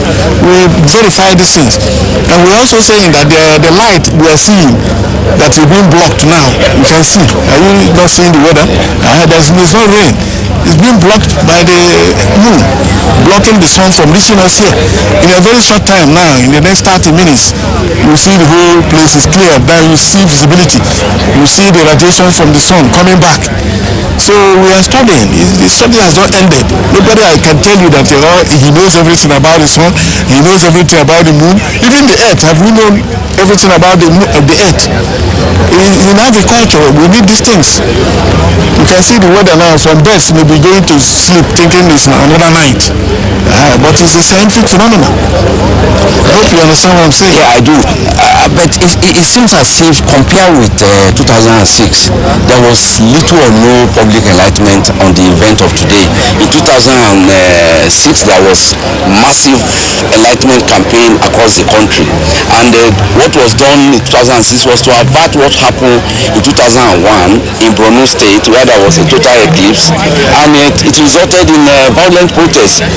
To them then, in 2001, it was the evil people have wreaked havoc on the earth. And why was there no publicity on this one? For a long time now, the NASA, National Space Research and Development Agency, has predicted by Center for Basic Space Science that there will be eclipse. We've been on the radio. We've been talking about it for more than almost 6 months now, and telling people not to panic. It's a natural phenomenon. We are still studying. People are still studying this. Nobody has been to the sun. Have you been there? Even in America, I can't say I've not been there. Take me there. So we are all, struggling to learn. And the government themselves are trying their best to support NASA. And that's why we are here. If government didn't support us, we wouldn't be here. And all the media wouldn't be here. So I think the government is trying just to kill, like all developed countries. Prof, thank you very much. Thank you very much. We are grateful. Yeah. I'm now being joined by the Director General of the Obasanjo Space Agency, the man that is hosting all of us here, journalists, students, and scientists, Dr. Mohammed. Thank you very much, sir. Yes, good morning, AIT, and good morning, Nigeria. We're happy to be here again. We're here in 2013. God willing, we are here today. And we hope again that if we are alive in 2018, we'll be here for another major eclipse. What we are doing today is scientifically important. We understand from basic science that the sun and other 8 celestial bodies move around each other. And some believe that the earth is moving. Yes, it is. Some believe that the moon is moving. Yes, it is. And it's also clear from this eclipse that the sun too moves. And it's also important to understand the fact that the earth which we live in and that make us comfortable, that the sun is more than 1 million times the size of our earth. So what is happening today is that the moon is between the sun and the earth, and the shadow is being cast on the earth, and this is exactly what we are seeing. It's important for a number of reasons. It enables us to calculate energy budget. We understand that most of the power generation in this country are done using gas, and we are also generating power using hydro. A major research area at the moment is how to convert the solar energy to enable us to generate, particularly those of us living in the tropics. It is of interest to scientists and engineers to do measurements, and that is why it is important to us. And not only that, it affords us the opportunity of bringing children from all over the country that are here today in Obasanjo Space Center. These are the future of our country, and we are giving them the opportunity to understand what eclipse is and prepare them for future assignments as prominent scientists and engineers. Sir, just wait a minute. There's just an announcement now that we're at the peak. Right now, the peak of the eclipse. And for those who are just joining us, we are reaching you live from the Obasanjo Space Research Agency, where we are monitoring the eclipse. That is a natural phenomenon that is occurring today. And we are now at its peak. And we're fortunate to be joined by the Director General of the agency. We have just seen the peak. Yes. What is the difference between seeing the peak and the other times when the eclipse will also be observed? For viewers at home, it seems as if it's raining. Those who live within Abuja, the fact is that unfortunately, because of cloud cover, we have limitations at this time. We are not able to see the eclipse. But certainly, it looks like as if it's about to rain. It is not rain. What is happening is that the moon is covering the radiation from the sun, and the shadow is cast onto the earth, and there is darkness at this moment. This is the peak. This is about 8:30 now. It started about 7:15 this morning, and we hope by 9:15 the trajectory would have been out of our view. But certainly this is it. And for our viewers outside Abuja, in some places, maybe Maiduguri or Sokoto at this moment, I'm not sure if there's cloud cover there, they have opportunity of viewing it better. So that is what it is. We must apologize that this is a natural phenomenon. We are not responsible for the cloud cover, and if it were possible for us to remove it, we would have done so. Just the last question from me. You says in 2018 we witnessed another eclipse. What will be its nature, total or partial? Like we normally do, we are not soothsayers. We do calculations up to the last seconds. We'll be in a position to provide in details in due course. Thank you. Thank you very much. Thank you. I've been talking with the Director General of the Obasanjo Space Research Agency in Abuja, where we are observing the natural phenomenon called eclipse. We are now at its peak here. The entire place here is look as if darkness has descended on the earth, but the DG has explained that it looks as if it will rain. It is not raining.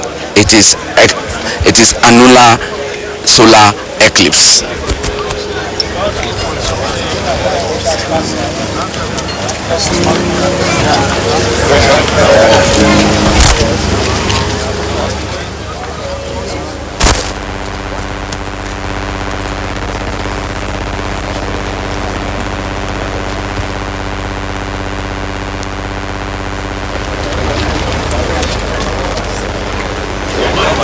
Okay, what happened?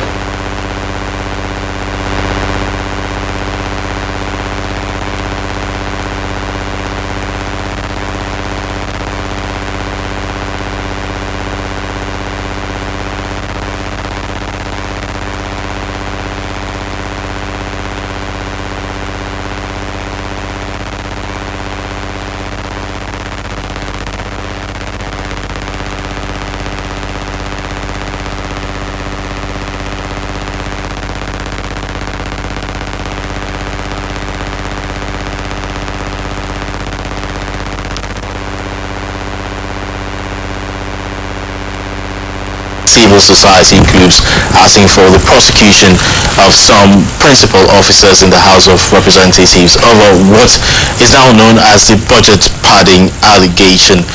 We have some of them here with us in the studio. Yes, indeed. We're now joined by the Executive Director, Conscience Nigeria, Comrade Tosin Adeyanju. Thank you so much for coming. We also have a legal practitioner, Barrister Nnamdi Weke. Thank you for coming. Thank you for having me. Tosin, let me start start with you. Why have you people decided to submit this petition? Yeah, I think basically we are on this movement because we are Nigerians, we are taxpayers, and above all, we are member of the society community that believe in social good. And if we want our country to move from where we are, we must start doing things differently. And the issues that borders on budget padding should never be swept under the carpet. The issues of budget padding is a national embarrassment to our collective sensibility as a nation. Because year in, year out, they pad this budget, some few people sit down and benefit billions from it, and nothing happens. And now, a member, a ranking member, a critical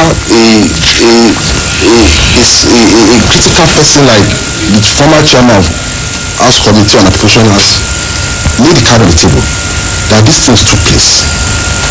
And nothing has happened. Everybody assumed that it's normal, that let's continue the way we used to do things. Nobody's talking about it. So for us as taxpayers, as members of civil society, we believe strongly that this issue should not be a house issue. This issue should be a Nigerian issue. And that's why our first call was to present our petition at EFCC. We are moving to the IG of police, we are moving to ICPC, we are moving to DSS to take up these issues. Because we cannot continue on this road every time. We are witnesses to how corruption has dealt a big blow to this nation. And that's why we are where we are today. So for me and for the civil society community, we believe strongly that the issues of budget padding is a very important issue, it's a sensitive issue, it's a national issue. It's not an issue that borders on only the House of Representatives. If 40 billion can be padded by just 10 or 11 people. When you say padding, what really is padding? What is padding? Okay, for example, a member is from Bauchi State, and fortunately he happens to be the Speaker of the House of Reps. The idea of representing your people is to attract developmental programs to your community. You are not a contractor, not an executive, but to influence, to lobby for such position. Now, people attract those projects for their personal gains. A member has alleged that a water project meant for Bauchi State was diverted and located to a farm in Nasarawa State. An allegation has been raised that the chairman of Appropriation Committee, Honorable Jibril, has attracted about 4.1 billion project to his community for constituency in Kano, while some members of the House of Reps cannot even boast of having even 50 million projects. Is that padding? That's padding. Nambi, yes, Nambi, let's have your thoughts on this, because we're finding ourselves in a situation where, nomenclatures are being pushed out there, and names, allegations are put on people, but at the same time trying to make it look like there's a crime that has been committed. Is there anything like padding? Well, from the legal point of view, there is nothing like padding. You could use the name to describe whatever you want, but in the sense that Abdulmukni has put it to the public as being seen today, I do not have any knowledge of any offense under the Nigerian law called padding. From what my friend Tosin has explained, there are processes of bringing a bill to become an act before the National Assembly. Now, the Constitution empowers the National Assembly to make law for the good governance of the Federation.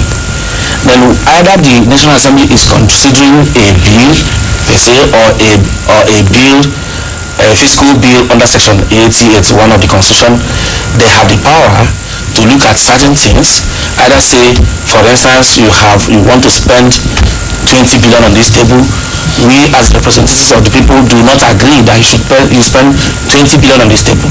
For that reason, they will say, okay, this 20 billion goes to a borehole somewhere, or a certain project somewhere, or probably a hospital somewhere.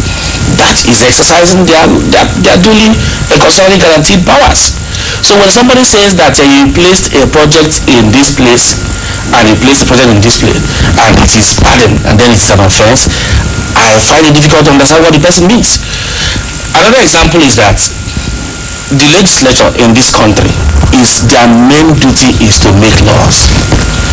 It is not the responsibility of the lawmaker to go and sink a borehole. For instance, if you say a lawmaker has carried a borehole to a particular place, does he sink a borehole? It is the executive that implements the budget. So how does an offense come into this? I'm still yet to understand what they mean by budget padding and allegation of corruption. That should be investigated. Let me just put us through the content of the petitions, really, considering that there is no such thing as padding under our laws that offenders can be prosecuted for. Yes, I think we are missing it. This issue borders on accountability of the House, of the National Assembly as a whole. We have witnessed a National Assembly that's been swimming in different corruption allegations from now and then. And as lawmakers, as an independent arm in this country, there's need for them to refocus their responsibility to Nigerian people. Sorry to cut you there. Don't you think that some people, what you call budget padding, is a constitutional duty and prerogative of the lawmaker, just as explained by the barrister? For me, I'm not disputing the fact that it's the responsibility of the National Assembly to make laws for the good governance of Nigeria. No doubt about that. What we are saying is that an allegation has been raised. Somebody came out to say, okay, as a member of the House of Reps, I've received 750 million for running an office for 4 years. Somebody has alleged that the Speaker has collected 1.4 billion for running an office. What kind of office will you use 750 million to run? You were talking about budget padding now. You were not talking about running office. You were talking about budget padding. Yes, you're saying that there's an allegation that people padded budget and these people must face. And initially when you opened your remarks, you said the duty of a lawmaker is to influence federal project and federal presence to his community. So if the Speaker of the House of Representatives did that, influence federal project to his constituency, what is padding? We are not saying, look at it, I'm doing a scenario that a man influenced a project that is meant to come to a state, to his farm. That's budget padding. These are facts that are verifiable. A man over the years. Farm? What's the name of the farm? He's in Nasarawa here. Are you getting it? We need to get this fact because you're on national TV. If you make this kind of allegation, it has to be fair. What was the issue before the House of Representatives is public knowledge? Yes. The issue of how much constituency projects are put in particular places in each member's constituency are public knowledge, we know of. So if you're talking about somebody influencing a project to his farm, where is the farm, what is the name of the farm, and who is the person? Can you provide us information or evidence to back that up? What you are saying is this: a member that superintends over this budget has made this document available to Nigerian people. If you Google it, it's there. Now, the civil society has taken it upon themselves to highlight some of these allegations. And so what we are saying is that this issue should be investigated, not by House of Representatives, because the allegation is to the leadership of the House. Are you getting it? So what we are saying is that an independent investigator should come into this issue. They should not make it a House issue because we are taxpayers. We are concerned Nigerians. We should know how our monies are expanded. We should know. You have not answered my question, Tosin. My question was, you said constituency project was diverted to a private farm in Nasarawa. I am asking you, what is the name of the private farm? where is it located, and who is the person that diverted? Is it the Speaker of the House of Reps that did that? The information available to us is the Speaker. That did that? Yes. Where is the farm? The farm is in Kefi. Where in Kafi? I don't know. What is it called? It's Jura Farms or so. Jura Farms. I have it. It's part of the petition. People That's should submitted. mind I will give you a copy. what they I will give you a say copy of the petition about that was submitted. Okay, let me quickly ask. This allegation did not come from us. Sure. It came from a member of the House. Of the House. Now, how do you And what we are saying is that even the member too it should face investigation. Because it's part of the whole crisis. It's part of the whole scam that's taking place in the House of Okay, so Reps. now, how do you intend to pursue this call for persecution by the EFCC when the National Assembly, specifically the House of Representatives, have their own internal mechanism to handle this matter? There's the Ethics and Privileges Committee, who the Speaker has said the committee would investigate this matter and perhaps make recommendations to the executive accordingly. You see, that's why we are where we are today. Yesterday, the Brazilian president, Rousseff, was alleged that has allegation that borders on budget issues. And this woman she faced impeachment. She has been impeached. So long we make national issues, family issues, party issues, we will remain where we are. The appeal is that we should depart from business as usual. In the past, how has this House Ethics Committee helped this country? Year in, year out, people vote constituency projects monies, and no project is done anymore. There's no doubt that constituency project has not been controversial. It's been controversial, but the question now is, who does those monies benefit? Who does those projects benefit? Who implements those projects? Who does them? Who implements those projects? There have been several allegations in the past that lawmakers facilitate projects to their communities. Who implements them? Who implements the project? The allegation has been that most members bring those that handle such projects. Those are verifiable facts. They are not the one directly You said the allegation and you said they are verifiable facts. I would like to come in a bit at this point. I do not subscribe to a situation whereby somebody sits down in the national TV under the name of civil society and castigate the names of some individuals who have not done anything to you or run down our public institutions. The House of Representatives is an institution and they represent the people. Now, like you have rightly pointed out, the Constitution empowers them to make laws that regulate their procedure. If there has been an allegation of a member doing a wrong thing, the first place it goes is before the Ethics and Privileges Committee. For instance, for a member to sit down and allege that the House of Reps is the most corrupt agency of the federal government, he has breached the privileges of his colleagues. Now, these are the things that the Privileges Committee should look at. And then when you come, and let me tell you, we are all from Institute. Sotos is my very good friend.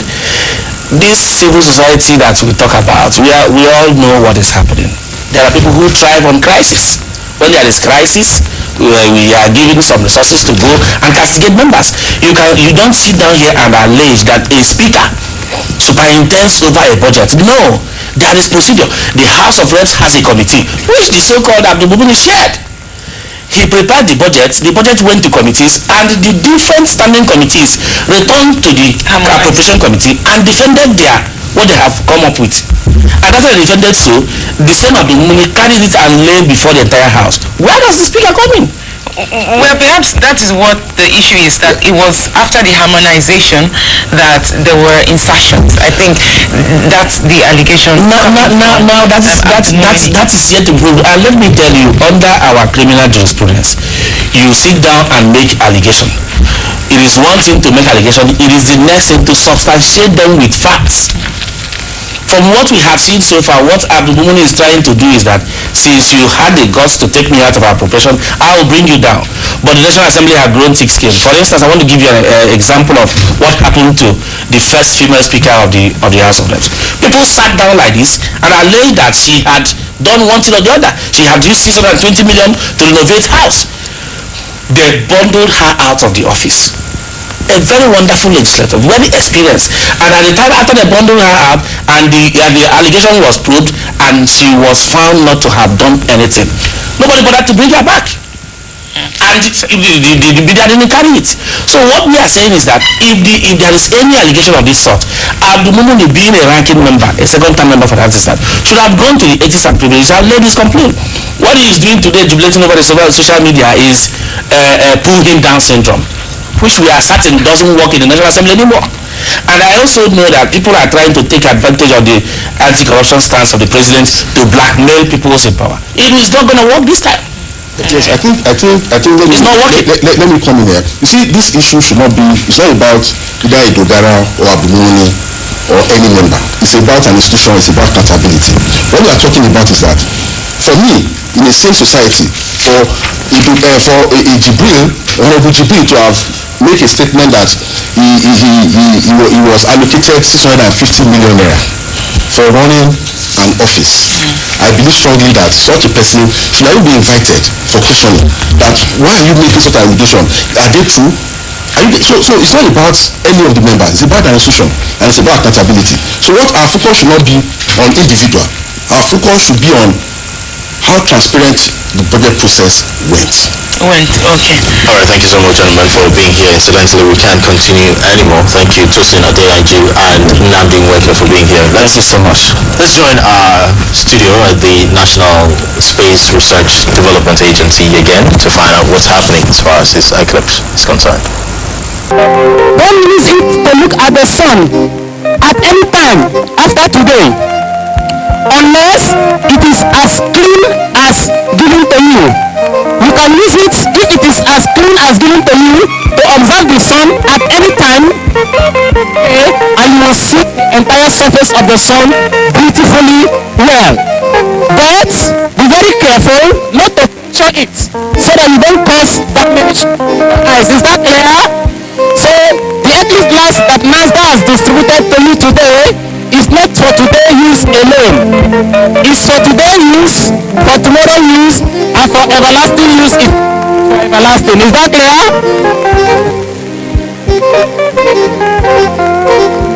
Hello children, how are you? How many of you want to be space scientists? Good. How many want to be engineers? Good. How many of you want to study a science subject? What do you want to study? I want to study a book that is story. Just for yourself. Who else? Can I hear what else science subjects you want to study?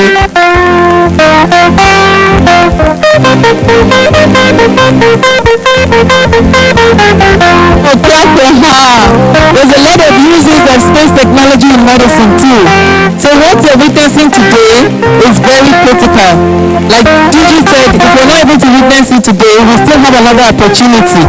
And I'm sure by the special grace of God, come 2018, we pray we have a total eclipse so that other people from other countries will flood this place. And Nigeria has a very special solar system. So let us thank God that we are Nigerians. Are you proud to be a Nigerian student? Are you proud to be a Nigerian science student? Very good. You're the future of this country and we all look up to you. How many of you want to be DG of the National Agency for Space Research? Clap for Professor. He's a professor. Let's clap for NASDRA, for the Obasanjo Space Center, for bringing all of us here together. Clap for NASDRA, clap for the Obasanjo Space Center. All the scientists and researchers, thank you very much. And the Astronomy Center in Suka, I believe, yes, congratulations, thank you. Thank you. Special thanks, Chief and the Director General of the National Space Research and Development Agency, Professor S.A. Mohammed. Thank you for the love you have shown our children. Thank you for the love to Nigerians as a whole. Thank you for the love you have shown to our guests.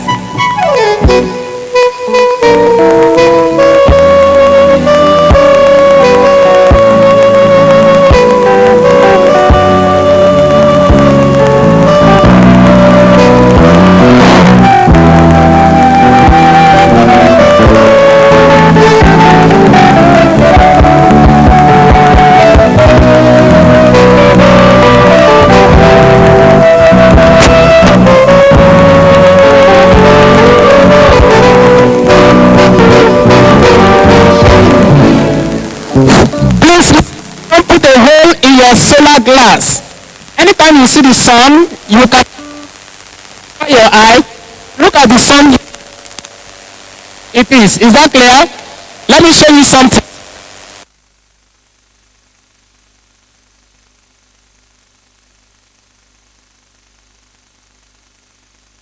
As a UNICEF Goodwill Ambassador, I'm proud to support the U Report because it gives young people the chance to speak out, be heard and change the world. If you want to share your opinions on issues in your community that matter to you, U Report is the way to do it.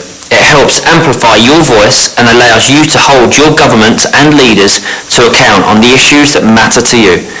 U Report is easy and free to join through SMS or Twitter, so please share your opinions now, make your voices heard and start reporting now. Alright, thank you very much for still being there with us. It's time now for us to look at what has just been promoted for you, and that is U Report. Of course, if you've been following this platform, you know that U Report comes to you every Thursday. It's a citizen engagement platform.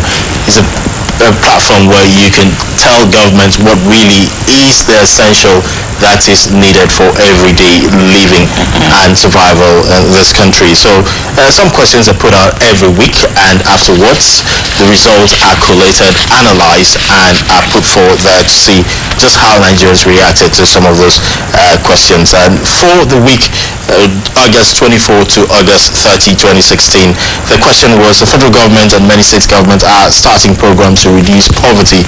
It is important to know who the poor are. This requires finding out what people like to consume and what things they cannot afford. Now, question one: do you think we should measure the level of poverty in Nigeria? Yes or no? And mention the 3 household items which no family in Nigeria should be without. Well, for the first question, if you think the level of poverty in Nigeria should be measured,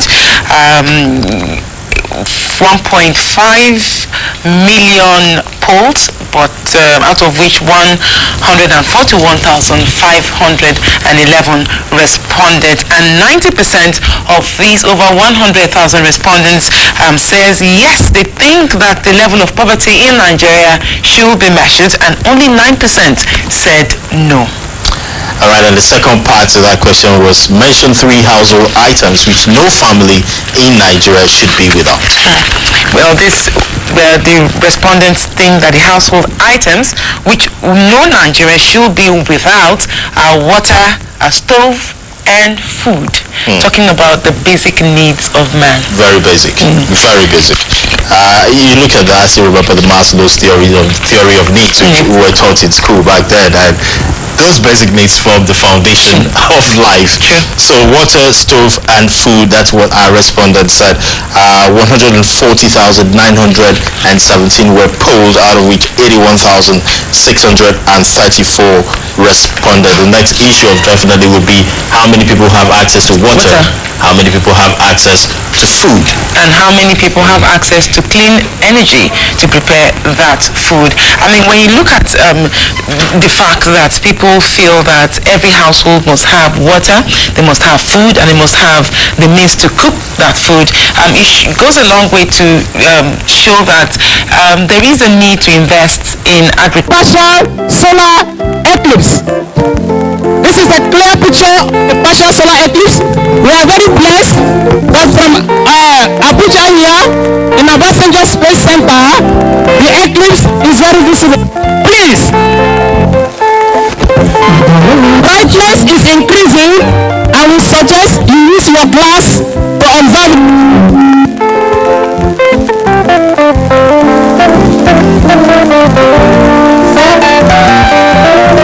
Okay.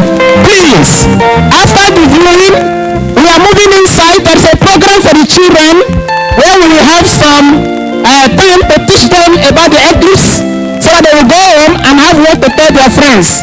What we will teach them today will make them stand up and become different children and pupils in their class.